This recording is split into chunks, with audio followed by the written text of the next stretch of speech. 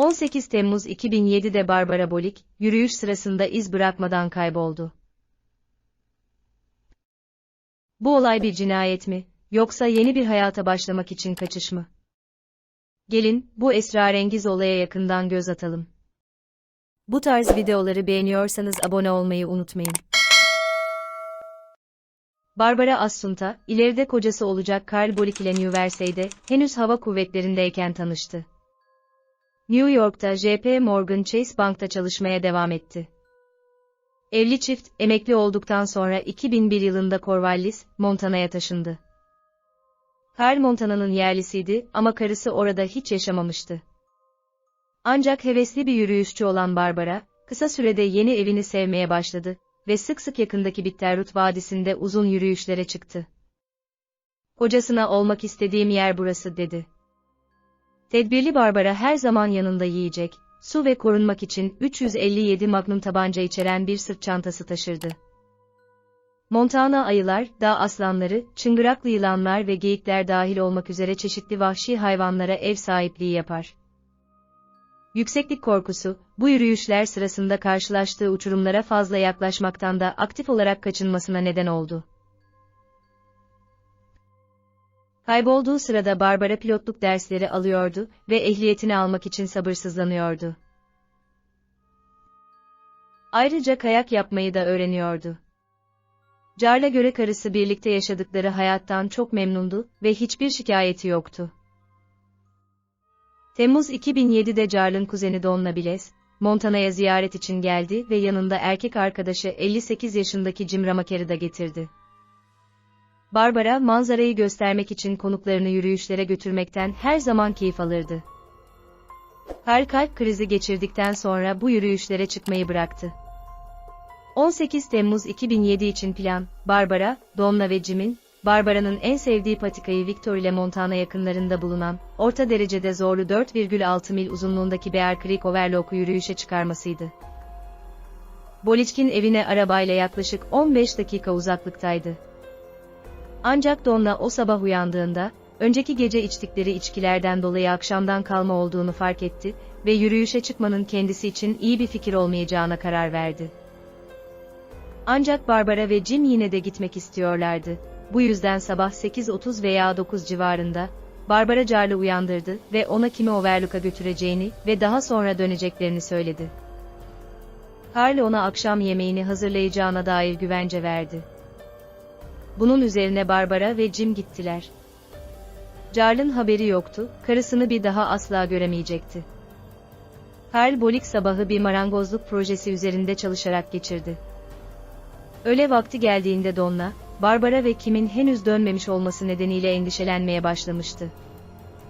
Öte yandan Karl, karısının deneyimli bir yürüyüşçü olduğunu ve o gün yürümeyi planladıkları yola son derece aşina olduğunu biliyordu.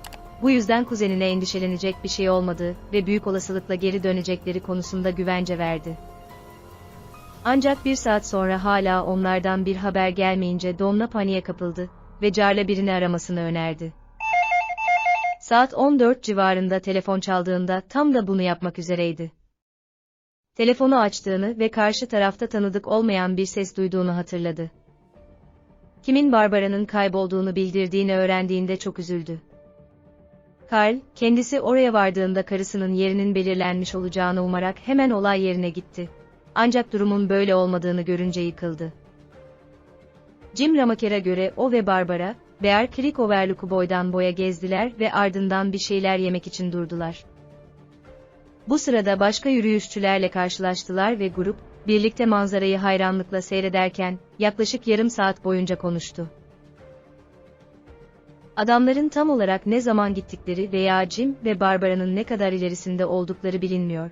Ancak Jim kendisinin ve Barbara'nın saat 11:30 civarında geri dönmeye başladıklarını belirtti. Bir noktada Jim sağ tarafına bakmak için durdu. Bunu 45 saniyeden fazla yapmadığını ve geriye dönüp kendisinden 20-30 metre ileride olan Barbara'nın artık orada olmadığını fark ettiğini söyledi. Bunun tam olarak ne zaman gerçekleştiğine dair rivayetler farklılık gösteriyor ve ortadan kaybolmasının 11:30 ile 13:00 arasında herhangi bir zamanda gerçekleştiğini gösteriyor. Bu da oldukça büyük bir zaman aralığı. Jim, bir sonraki hareket tarzının, Barbara'ya seslenirken yakın çevrede arama yapmak olduğunu açıkladı. Ancak hiçbir yanıt alamadı ve ne Barbara'dan ne de sırt çantasından hiçbir iz bulamadı. Ona göre sanki ortadan kaybolmuş gibiydi. Vatikan'ın başına geri döndü ve orada inşaat işçilerini gördü. Vatikan'ın başına giden yol o gün bakım nedeniyle kapatılmıştı.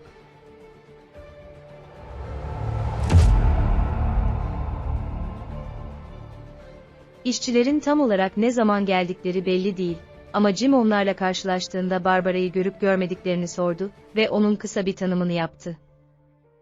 Onu görmemişlerdi ama daha önce siyah beyaz köpeği olan iki genç adamın yoldan geçtiklerini gördüklerini hatırlamışlardı. Jim kısa bir süre sonra onun kaybolduğunu bildirdi ve Barbara Bolichkin aranması ciddi bir şekilde başladı. Carl, Barbara'yı bulma umuduyla gece yarısına kadar Bear Creek Overlook'ta kaldı. Eve gidip dinlenmeye teşvik edildi ve sonunda bunu yaptı. Ertesi gün, onu aramasına yardım etmek isteyen bir grup arkadaşı ve komşusuyla birlikte geri geldi.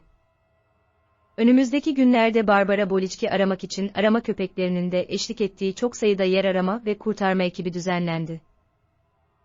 Kızılötesi ve termal görüntüleme kullanan uçaklardan da yararlanıldı.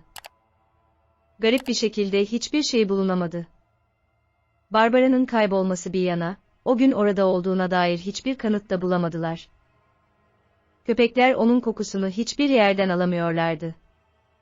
2 hafta süren yoğun arama ve soruşturmanın ardından Ravalli ilçesi şerifi Chris Hoffman, Barbara Bolichkin ortadan kaybolmasının bir gizem olduğunu söyledi. Hoffman, "Kafamız karıştı," dedi. "Kaybolmanın olduğu bölgeyi çok iyi taradık. Hiçbir iz bulunamadı. Eğer yapabilirsek, Bolichkin o gün dağda olduğunu doğrulamak istiyoruz." Jim polise yolda karşılaştıkları iki adamdan bahsetti ve kolluk kuvvetleri bunların yerel halk mı yoksa tatilci mi olduğundan emin olamayarak onların yerini tespit etmeye çalıştı. Bugüne kadar hiçbir zaman bulunamadılar veya tanımlanamadılar.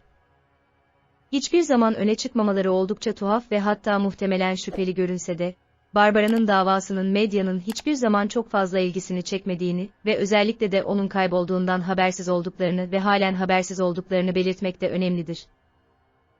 Tabii o bölgede yaşamıyorlarsa. Carl Bolik, Barbara'nın gizemli bir şekilde ortadan kaybolmasıyla yıkıldı. Haftalarca yemek yemede ve uyumada zorluk yaşadı ve o yaz boyunca 35 kilo kaybetti. Yıllar sonra düşüncelerini şöyle anlattı: "Bunu kabul edemedim. Öyle ya da böyle ortaya çıkacağını düşündüm ama olmadı. Halen gerçekleşmedi. Cevaplarım yok. Keşke yapsaydım. Hiçbir iz yok." Kafa karıştırıcı olan da bu. Karısını kaybetmesi, aynı zamanda evlilikleri sırasındaki davranışlarını tekrar gözden geçirmesine ve onu hafife alıp almadığını merak etmesine neden oldu. Diyorsun ki, "Aman Tanrım, bunu neden yaptım? Neden daha dikkatli değildim?" Jim Ramaker kolluk kuvvetleriyle işbirliği yapmaya devam ederken, o ve Donna kısa süre sonra Carl'dan uzaklaştı. Ne yazık ki Carl Bolik 2021 yılında 80 yaşında vefat etti. Müfettiş Johnson daha sonra ortadan kaybolmanın tuhaflığını şöyle dile getirdi: "Bütün bu olay bizim yaşam deneyimimizi zorluyor. Ne zaman yürüyüşe çıksak, yürüyüş partnerlerimizle birlikte aracımıza dönmeyi bekliyoruz. Bu konuda hiçbir şey düşünmüyoruz." Bugüne kadar Barbara Bolichkin ortadan kaybolmasıyla ilgili tek bir kanıt bile bulunamadı. Uzun zaman önce bir Temmuz gününde iz bırakmadan ortadan kaybolan kadının başına gelenlerin gerçeği hala bir sır olarak kalıyor. Evet arkadaşlar, bir davanın daha sonuna geldik. Bu konu hakkında sizler neler düşünüyorsunuz? Düşüncelerinizi yorumlarınızla paylaşırsanız sevinirim. Bir sonraki dava videosunda görüşmek dileğiyle. Sağlıcakla kalın.